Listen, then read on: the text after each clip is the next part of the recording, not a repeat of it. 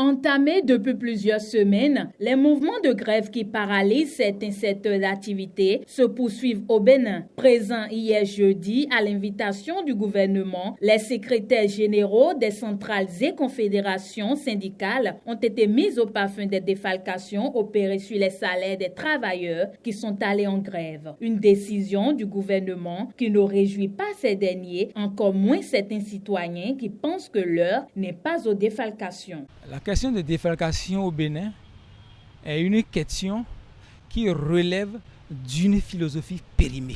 Le gouvernement, maintenant, au lieu de négocier dans des cadres légaux avec les travailleurs, nous comprenons qu'à un moment donné, le gouvernement peut ne pas avoir les moyens de satisfaire automatiquement les revendications des travailleurs.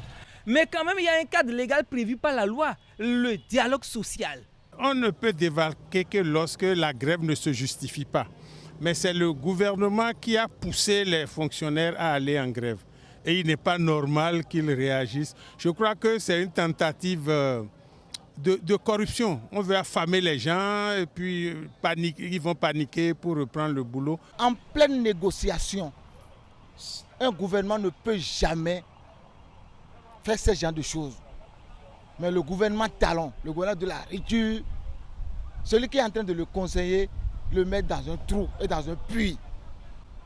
Parce que celui qui se dit la télécommande de l'extérieur et qui est en face de la télé et qui ne peut même pas changer les chaînes, celui-là, vraiment, il faut qu'il voie Dieu pour que Dieu l'aide à gérer les 3 ans à venir. Nous sommes les pro-talents. Mais moi, je ne suis pas d'accord. Pourquoi? Parce que on ne peut pas avoir joué de sapeur-pompier et apporter encore de l'essence. La fois dernière, j'ai suivi, Adjaka. Il dit qu'il veut commencer à travailler. Mais si le gouvernement a défaqué là, que les grèves vont commencer. Une défalcation sur salaire qui a été faite en fonction du taux d'absence des agents grévistes. Si pour certains, cette décision ne fera qu'attiser le feu, pour d'autres, Patrice Talon mérite bien qu'on lui jette des fleurs. Moi, mon avis, c'est une bonne chose.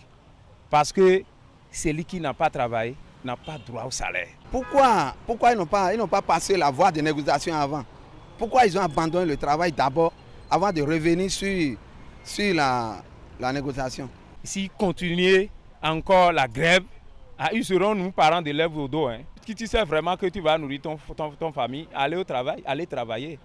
C'est tout, aller travailler. Tu ne peux pas rester à la maison et réclamer le salaire. Mais c'est grave. Vous qui êtes là en tant que journaliste, moi j'en suis sûr que si vous ne travaillez pas, vos supérieurs ne vont jamais vous payer. Combien de leurs enfants sont à l'école béninoise?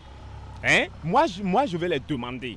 Le chef de l'État, tous ses enfants sont à l'extérieur. Les ministres, les enfants sont à l'extérieur. C'est nous les médiamans comme vous, les journalistes, qui s'ouvrent. Cette décision de défalcation va-t-elle systématiquement arrêter les mouvements de grève? Du côté du secteur de l'éducation, l'année aura-t-elle une couleur blanche? Autant de questions que se posent les citoyens. Se référant à la loi sur les conditions d'exercice du droit de grève, il serait souhaitable que les différentes parties reconsidèrent leur position afin de sortir le Bénin de cette crise qui n'a que trop perduré.